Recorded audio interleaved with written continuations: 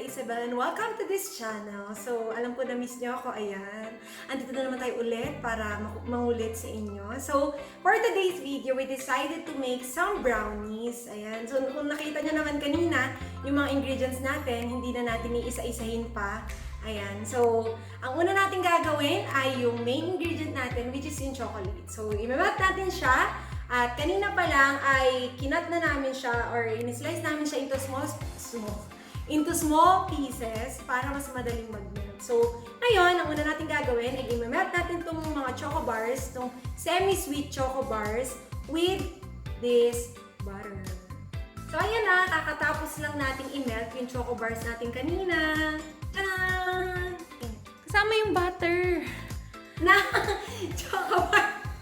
choco bars na may butter. So for the butter, we will be needing white sugar, brown sugar, and the rest of these ingredients. So, lagyan natin siyang manday. For the white sugar, 3/4 na ata ito kasi nung ang tamis niya man. Girl, stay here. Ayan. Tapos ito, binawasan din natin yung brown sugar. Ayan, kasi makita. O diba, pumukpuk. And then we will be adding the 3 eggs, one at a time. And one at a time.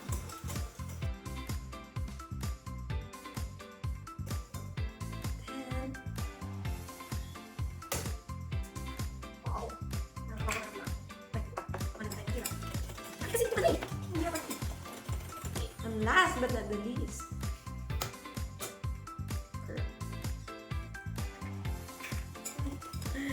and gently, pakita natin na.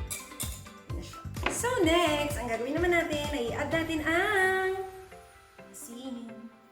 Ay, asin. Yeah. Na-add na natin yung 1/4 nating asin. Then, we will be adding the vanilla extract. Ang bango niya, guys. Kita niyo ba? Kung paano siya paikot-ikutin.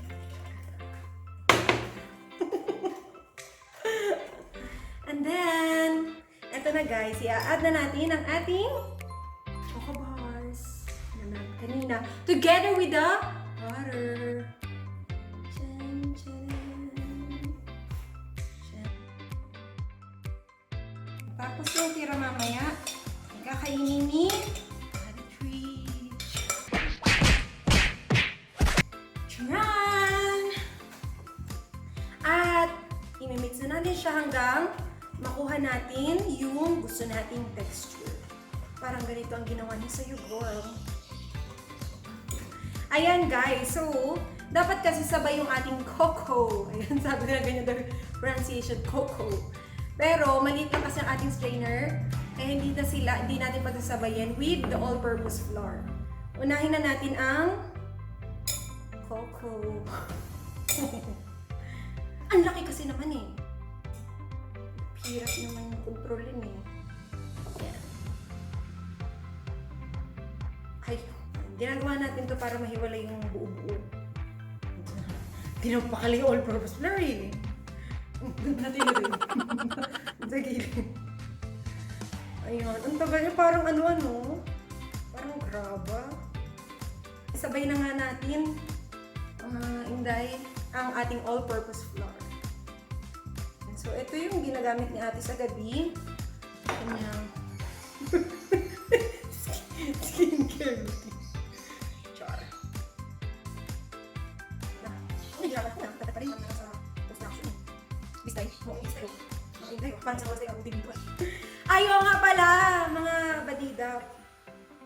Huwag niyong kalimutan panoorin yung ano ko ha. Yung ating first ever vlog sa kanyang second. So, for my first ever vlog, ayan, yung what's in my room, panoorin nyo. Lagyan na natin picture dito. Tapos, yung 22 facts about me. Ayan. Tapos pala, i-promote ko na nga rin, meron tayong mini business, yung ano, sa Belle's Closet, sa Facebook page. Dito naman natin ilalagay. dito naman natin siya ilalagay. So, mga sleepwears yon, tapos mga pang-alis, ayan.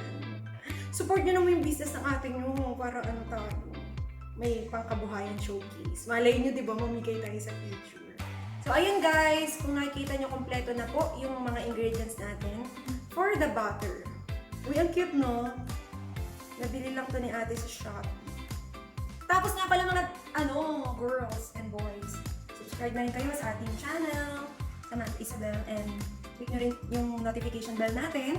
Ayan. Tapos, i-like nyo rin. Sa mga ayaw, dislike nyo. Pakita ko sa inyo. Ayan, medyo nagiging malapit na siya sa katotohanan, sa realidad ng buhay, mga badidap. Ayan na. Oo, diba? Parang sinagisa. Parang rocket board. Andyan kasi guys, yung ate ko, hindi lang nagsasalita. Parang lang. Ay, nako naman kasi naman, ang laki-laki naman nito eh. Ayan mo. Ang hirap din mag-isa. So, as you can see, okay na yung ating mixture. Ayan. So, ilalagay na natin siya dito sa ating pan. Damihan na lang natin yung butter. So, itong butter natin ay nabili natin sa SNR. Ang kanyang tatak ay Lurpak. Lurpak. So, promote ko rin pala yung vlog ni ate. Wala kong vlog. Ano sabi mo? Add nyo siya sa Facebook at Trisha Sullivan at cutiepie.com. Tapos guys, nababasa ko yung mga nyo, yung mga suggestions nyo. Pero hindi naman natin pwedeng gawin yung challenge na yun na 24 hours annoying my sister, di ba? Baka naman magkasapakan dito sa bahay, baka mawala yung isa sa amin. So, kino-consider ko rin yun minsan. Di ba? Hindi natin pwedeng gawin yun, baka tayo. High blood din si ate. Saka, alam nyo, kahit ano pang content ng vlog, kasama yan. Annoying my sister. Pero salamat sa mga nag-subscribe, yung mga patuloy na nagko-comment. Ayan, salamat sa inyo, nababasa ko yan. At kino-consider din natin yung mga suggestion nyo, pero wag lang yung annoying my sister. Kasi, it comes naturally. Kahit di na natin i-content yun eh. Yan, so ilalagay na natin siya. Wow, parang chocolate fountain, no? Alam mo naman. First time. Ay, ang amot. Busin mo. Oo, girl. Pero ilan natin ng konti si Ate Kish kasi pinapapak na ito dito. Tapos later, lalagyan naman natin ng anong gusto nyo. Sprinkles or chocolate chips. Kala mo, sasagot yung mga tao. Yan. So, depende na sa discretion nyo kung anong click nyo. Please double time. As you can see, charararara! Ay, hindi ba? Baka kung saan mapunta ito, baka dyan sa So, lagyan natin siya ng... Ang trip ko ngayon, meron tayong choco chips. Saan po ba ito nabili?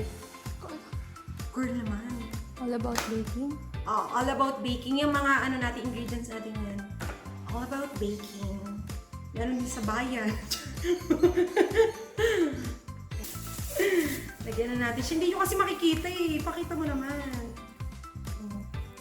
Ay, parang birthday party. Ang dami ha. Kalahati lang. Kalahati mo yung mo. Okay. Pwede nyo rin lagyan ng nuts. Ayan. Kalahati lang. Gusto mo lagyan natin ng choco chips? Yan. Kasi, very si ate kasi ang gusto niya talaga yung choco chips. Ako naman, di ba? It represents our personality. Hindi ako masyadong mahilig sa sweets talaga. So, di ba, nahihilo nga ako. Ay, scatter mo. Pakita mo nga, ate. Ang cute parang kami talaga ni ate. Ganyan yung personality namin. Cutie! So, ayan, ngayon, ready na siya na idalhin na natin sa kanyang huling hantungan, ang oven. Let's go! Tcharan! So, ayan na nga, ilalagay na natin siya sa ating oven na kanina pa natin na-preheat.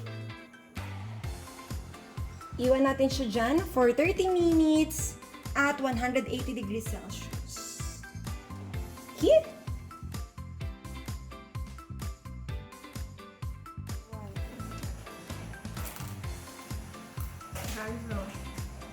Luto na po yung turon. Okay na po yung brownies natin, mga inday. Sinisettle lang natin kasi syempre Kakalabas nila ng oven. Kakapanganak lang. Wait nga lang. So, hatiin na natin siya, guys. Nailabas na natin siya sa oven. So, kailangan lang natin ng mainit na tubig.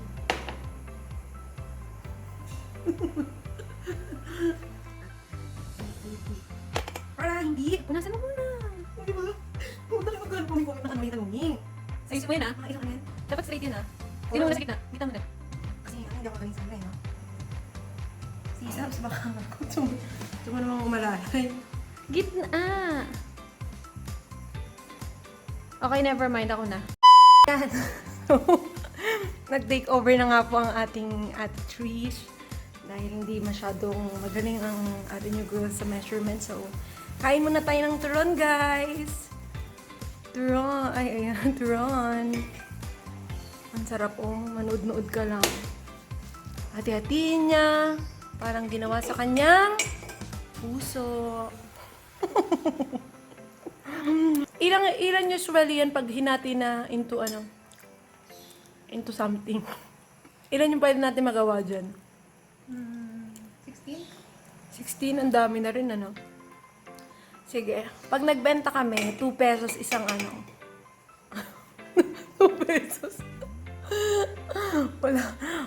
Wala nang ang tubo, wala pang tinita.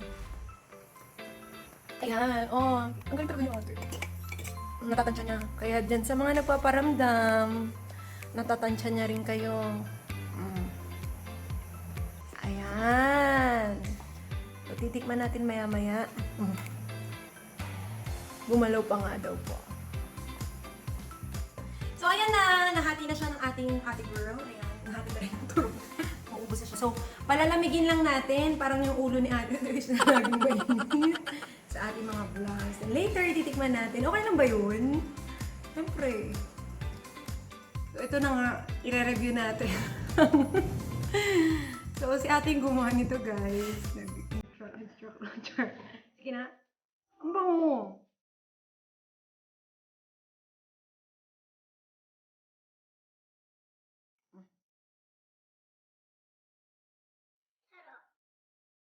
Sisang sarap talaga.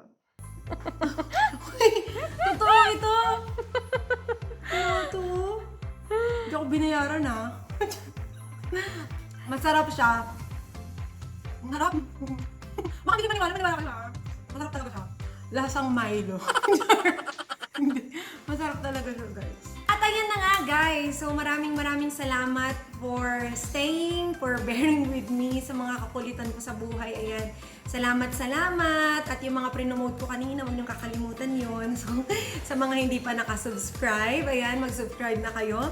I-like nyo na rin ang video ito and kindly on yung notification bell for more updates. Ayan, pwede nyo rin akong i-add on Facebook para mas makilala nyo pa ako. And then,